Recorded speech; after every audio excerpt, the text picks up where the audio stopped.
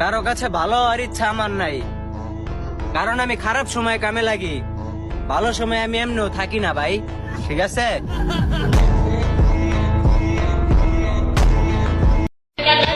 वही करता हूँ जो मुझे अच्छा लगता है। जिंदगी अपनी है, किसी के बाप की नहीं।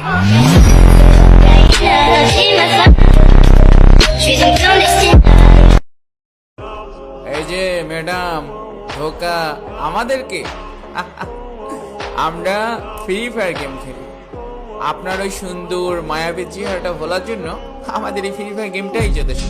ধন্যবাদ।